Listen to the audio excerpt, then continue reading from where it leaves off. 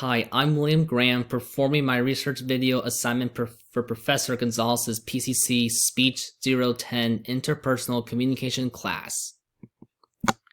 So my research paper, multiple authors including Hunt, Schwartz, Carew, Baradin, Chihuahua, and Rohleder, with connections to educational institutions in Europe and South America, collaborated in late 2017 and 2018 to create the research paper I'm summarizing.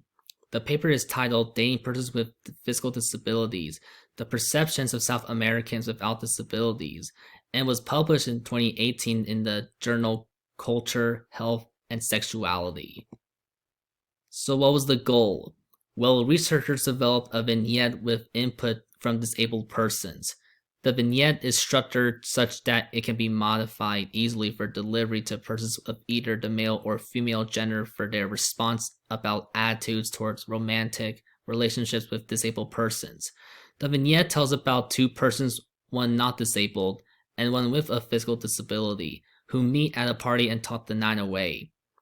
At the end, the person with the physical disability tells the person without a disability of his or her interest in his or her and asks to see them again on a date.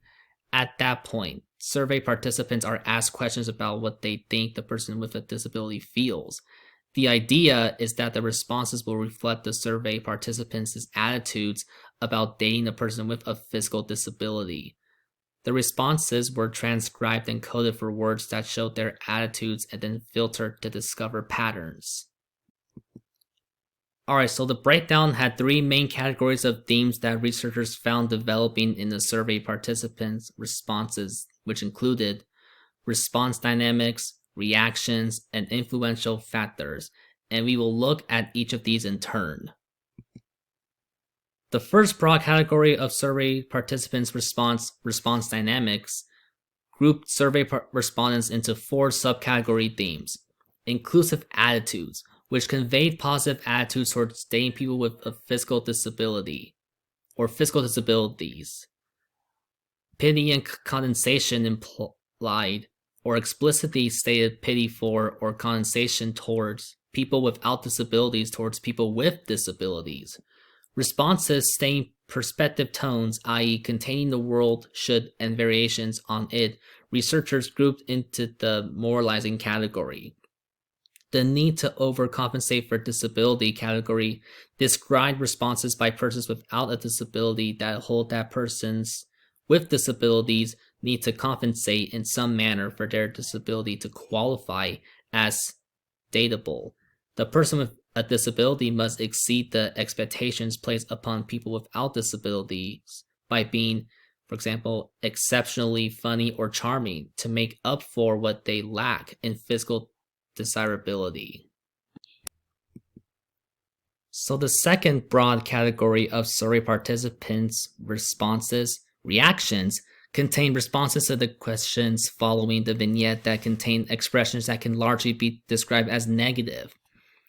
The first reaction included in the group disgust related to the disability or towards the idea of a relationship with a person with a disability. The second theme, disability and insurmountable obstacle, joined two dominant sub-themes found in survey response: stigma and anxiety and complicated feelings. The third category theme under reactions, sex concerns and uncertainty, collected responses where respondent voiced sexual concerns about dating a person with physical disabilities, or that desexualize the people with physical disabilities in the vignette. For women, the concerns related to intimacy. For men, the concerns related to physical limitations on sexual activity, so less on intimacy and more on the mechanics of the sexual act. Lastly, the ambivalence and uncertainty category theme focused on those emotions in relation to romantic contact with persons who have physical disabilities. So the third and final broad category of survey participants' responses, influential factors, contain responses to the questions following the vignette that contained expressions that can largely be described as influences on non-disabled persons, feelings towards romantic relationships with persons with physical disabilities. The first subcategory term, contact, describes negative feeling associated with the person without disabilities, lack of familiarity and past contact with persons with physical disabilities. The second subcategory, adjustments and accommodations, the study indicated included responses mostly from women who noted the adjustments and accommodations that might be necessary in a relationship with a person with a physical disability, including concerns about burdens of care and knowing more about the physical disability or ability's actual impact. The responses in the third subcategory, curiosity/openness, tended to indicate that when non-disabled persons showed openness toward the idea of dating a person with physical disabilities, that curiosity often served as a motivation. Whether that curiosity is problematic is debatable if the curiosity is driven by fetishizing or using persons with disabilities as an opportunity for personal growth as opposed to simple interest and openness. Finally, the responses in the fourth category, disability dependent, wherein respondents indicate that the romantic suitability of persons with disabilities depended on the nature of their disability, wherein increased functional impairment would foreclose the respondents' likelihood toward dating a person with a physical disability, while a less severe impairment might be more manageable. So in conclusion, the study findings show largely negative attitudes towards people with physical disabilities, in that respondents without disabilities perceive numerous barriers to dating a person with a physical disability, including social stigma, anxiety, and concerns about the burden of care the relationship would put on them. The findings describe to a pejorative nuance an expansion of the myth of asexuality among physically disabled people by showing that people with physical disabilities are actively desexualized by persons without disabilities. The exploration of how to further cultivate the inclusive attitudes of which evidence in the study exists needs to be researched.